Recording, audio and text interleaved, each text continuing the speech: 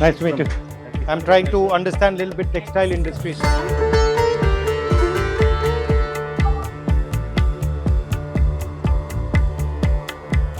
These are from Andhra. So these are kalamkari patterns. These are Ajrak prints, Gujarat in touch. This is Jamdani from West Bengal.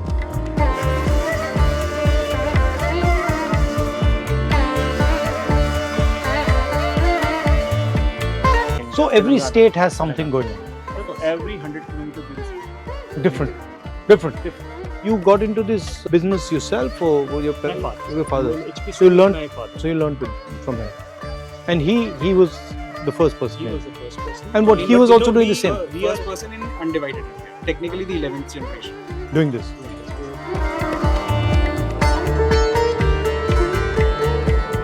This is man-made or this is natural? No, natural. These are all All 100% premium cotton. 100% cotton. This is lawn. This doesn't feel like cotton at all. कि Karachi lawn. ये वो lawn है, but वो India से जाता है. अच्छा. India produces the India produces the largest finest, amount of cotton in the world. And apparel textiles is something that India has always been strong at. Romans used to buy muslin from India and boast about it, right? जो chintz है, जो आज इसको आप देख रहे हो, this is chintz print. This was taken to France, named chintz. Actually, India का था. I'm very happy somebody is taking a focus on it. Everybody knows the big fashion designers, but people don't know who's aggregating those fashion designers. I'm thankful that somebody is taking out that time to know about that. So about 93% of cotton produced in India is BT cotton. BT cotton is from a strain of cotton that was produced by Monsanto. Yeah. Okay. And 93% Monsanto का cotton. जितनी बार हम cotton का बीज बोते हैं India में, उतनी बार हम US को पैसा देते हैं. Our native strains are dead. How much money goes to the US because of this BT cotton? But 95% production. So it's billions of dollars.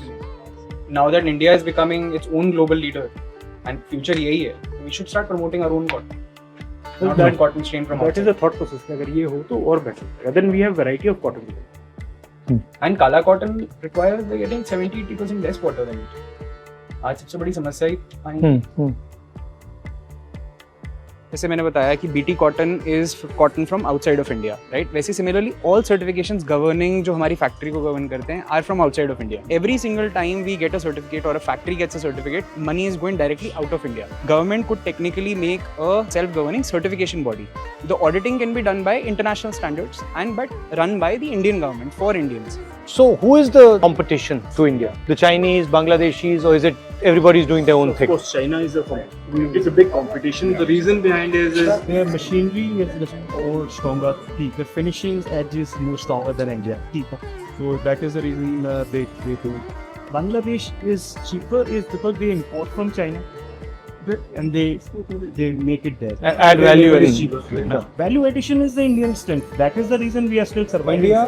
India till now has the best quality textiles by far than any other country. The only thing कि China के पास competitive edge is too because they're technically more adept. And the scale, theirs is bigger or is the same? China is much larger. Much bigger. Like what? How much? What is the difference? So just to let you know, India does roughly 15 billion in textile and apparel export. China does roughly 70 or 150 billion. 10 times. So to India में one of the issues is that the supply chain is very scattered. China में it is all vertical.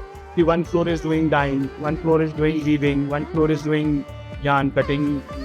Right. And here, if you want to do dyeing, you got to go somewhere else. Because इतना बड़ा infrastructure है नहीं. So you're talking about like a big textile zone. Zones should be the proper zones जहाँ पर सारी चीजें मौजूद, not just one. Due to हमारी land भी जो बहुत महंगी होने की वजह से हमारे जो infrastructures हैं वो प्रॉपरली बड़े डेवलप नहीं हो पाते हैं बिकॉज उसकी कॉस्ट फैक्टर्स लैंड की वजह से ही जो है फंडिंग बहुत ज़्यादा टाइट हो जाती है. सो अगर हम इंफ्रास्ट्रक्चर प्रोवाइड करा पाएँ प्रॉपर जो हो रहे हैं, लेकिन उसमें इंफ्रास्ट्रक्चर में वर्टिकल सेटअप्स की ज़रूरत है. वर्टिकल सेटअप्स की ज़रूरत है कि उसी जोन में right from fibre to product अगर बने तो हमारे कॉस्ट फैक्टर्स पे भी फर्क आ सकता है. How many people are working in this?